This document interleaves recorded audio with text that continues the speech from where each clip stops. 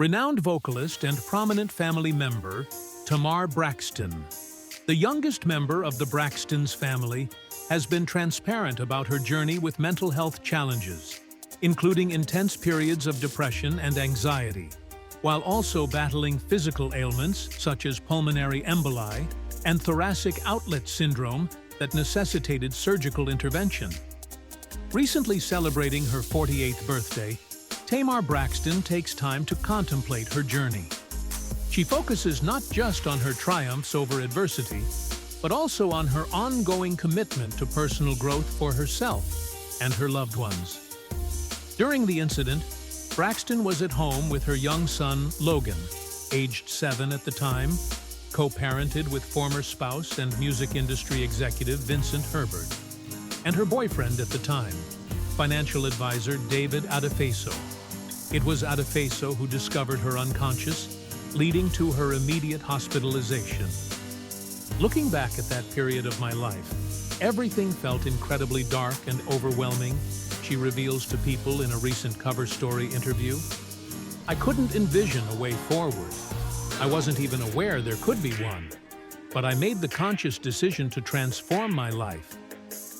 Many assume it was a typical scenario, checking into a hotel, substance abuse, a downward spiral, but that wasn't the case at all. It was about navigating daily life, struggling to make it through each day until Braxton trails off, choosing not to delve deeper into the specifics of the event. Subsequently, she has emerged as a passionate mental health advocate, pointing out that her experience on the surreal life differed significantly from her time on Braxton Family Values, which she has previously acknowledged had a detrimental impact on her mental well-being. I stand as living proof that you're not confined to your current circumstances. Through dedication, hard work, and self-challenge, you can choose a better path. And that's exactly what I did, she explained. Coming from where I was 18 months to 2 years ago, I'm here to show others who feel trapped in darkness that there is indeed light ahead. Despite projecting confidence on television, she now acknowledges that she hadn't properly processed her childhood trauma of repeated molestation. An issue, she says, was unexpectedly brought up during a 2018 filming without her permission. The way this information came to light was deeply traumatic for me, she shares.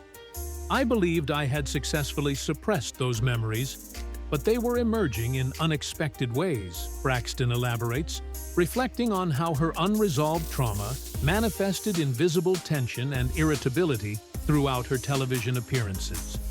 It affected everything: my emotional responses, my perspective on situations, and my overall behavior.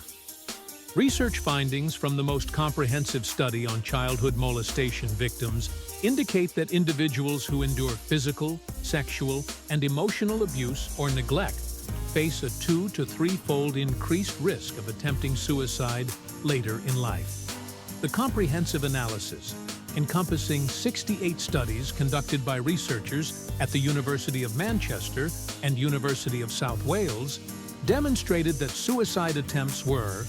Furthermore, the research indicates that the risk of suicide attempts escalates as abuse survivors progress through adulthood. Individuals who remain disconnected from mental health professionals were identified as being particularly vulnerable to these risks. Braxton reveals how she felt increasingly trapped by a negative persona on television. The situation reached its peak during the production of Get Ya Life, which she claims misrepresented her experience as a single mother and her complex relationship with Adefeso.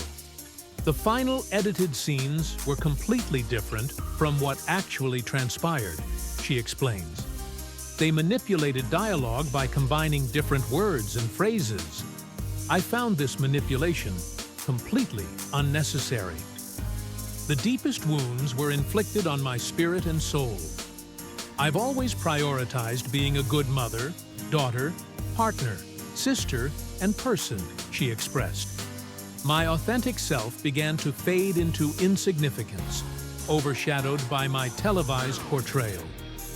Following this chapter, Tamar has focused on personal growth, revealing her year-long commitment to celibacy and expressing her readiness to re-emerge into public life. During her guest appearance on the March 26th episode of Sherry, the 48-year-old Love and War vocalist discussed her return to dating after her year of celibacy.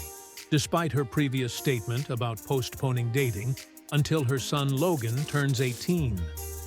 Braxton, who co-parents Logan with former spouse Vincent Herbert, had earlier shared on her Life, Love, and Beyond with Tamar and Taz podcast in February her protective stance regarding relationships.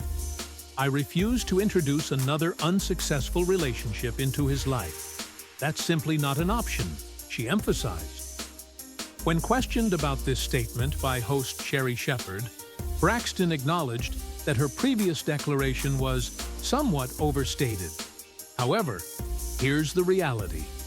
"I've been intentional about not exposing Logan to various individuals entering my life.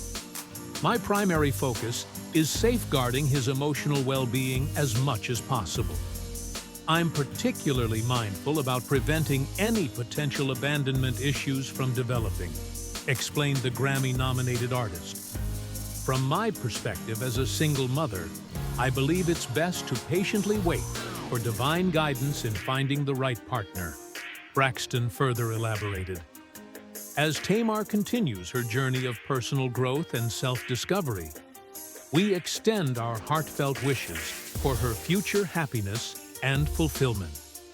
Don't forget to show your support by liking and subscribing. Thank you for watching.